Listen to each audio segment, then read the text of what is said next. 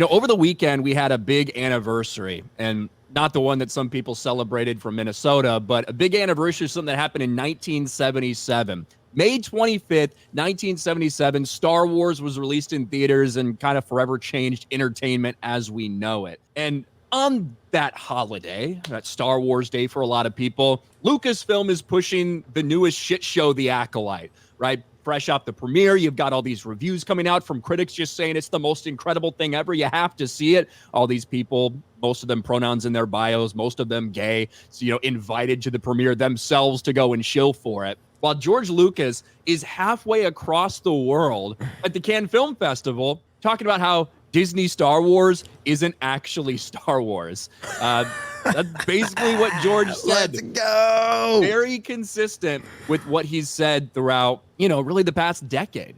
Ever since, I would say, in the lead up to Force Awakens, even then he was pretty consistent with it's not my story, and he's maintained that. George Lucas says ideas in the original sort of got lost in post-Disney Star Wars films. Lucas reflected on his life and work in a wide-ranging chat at Cannes where he received the honorary Palme d'Or. He talked about a lot of stuff. There's an hour and a half long interview out there that has terrible audio. There's also a separate 10 or 12 minute interview. He talked to a lot of different people, wide range of topics, but so many of them revolved around Star Wars. He defended the prequels. He talked about why he did the special editions.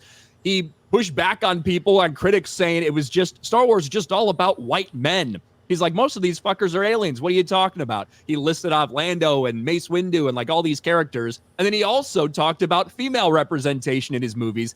His quote is that you can't just put pants on a girl and she becomes a hero, which is fucking awesome. But the one thing that drew the most attention was the snippet where he was asked about Disney Star Wars specifically. I want to go down right here. Discussing the Star Wars sequels made after he sold Lucasfilm to Disney in 2012, Lucas said the new corporate bosses got a lot wrong. I was the one who really knew what Star Wars was, who actually knew this world because there's a lot to it. The Force, for example, nobody understood the Force. When they started the other ones after I sold the company, a lot of the ideas that were in the original sort of got lost. But that's the way it is. You give it up. You give it up. I guess he's lumping in Dave Filoni in there. Nobody understands the Force and nobody understands Star Wars like he does. Nobody. We've heard so many of these people try to claim that George was, supportive of this, which I think he's being a politician. Yes. He still has a ton of Disney stock. I think he's the biggest shareholder of Disney stock, individual shareholder. And he's made a fuck ton of money on that. He's made a fuck ton of money. So Disney dive bombing recently, you got to remember, Disney stock was probably around $50 a share or something, back in 2012.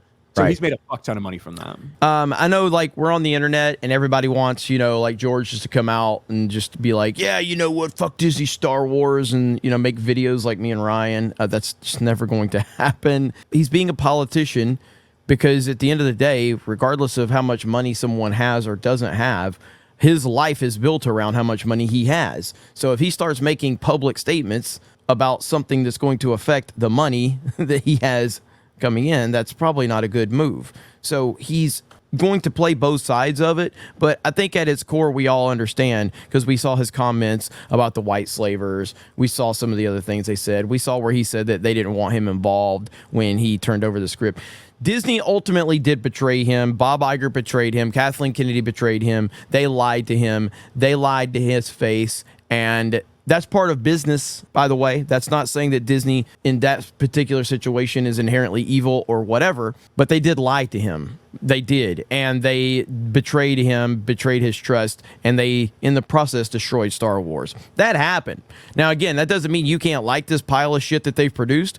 More than welcome to like it if you want, but it's not good, and it's hurt Star Wars, and the creator himself has confirmed all of that. And I would never expect him to shit on specific creators or anything like that, especially for some of the people that were there when he was there and are still there now. I would expect him to be a little more civil than anything like that. And the truth is, I said this on my stream, we care so much about Star Wars. We love this so much. And we would expect that for the guy that created the thing, man, if we feel this way, he must be even more pissed off. I just don't think George feels that way. I don't think he takes it as personally or as seriously as even a lot of the fans do, because he was ready to be done with it. He sold it. He didn't want to make any more movies. He was done. He was ready to move on and leave it in someone else's hands. And I'm sure he wished that they would have taken some of his ideas, and I'm sure he wishes it'd be fucking awesome. But I don't think it feels like it's the end of the world to him that it's not. And sometimes that's tough for people to wrap their minds around. One thing is clear. George Lucas, even in one of the other interviews, gets asked specifically, hey, you doing any more films? He's like, no, I'm retired. No hesitation. No, like, but this, but that. No caveats. He's done. The one thing I can tell you for sure that is not happening is George Lucas putting on a Make America Great Again hat, bursting in to Kathleen Kennedy's office, dragging her out by her hair and throwing her out in the street, taking over and doing another fucking movie or a series or whatever. That shit, not happening.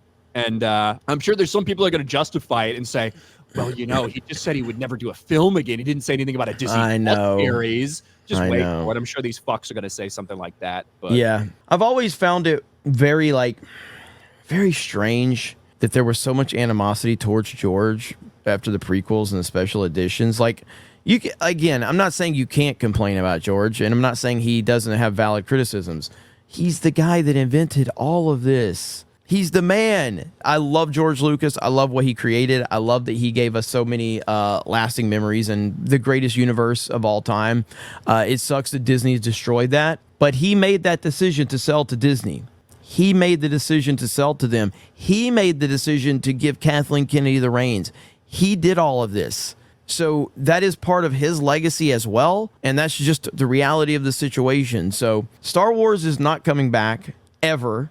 At least probably not in the foreseeable future. Will there be someone that comes up and rises up from being a fan at a young age and becomes the next George Lucas and can take it over? Like something Leslie Headland? Oh, yeah, like Leslie Headland. Theory, I love all the Star Wars. I love all the Star Wars. It's just never going to be the same, and that sucks, but that's where we are.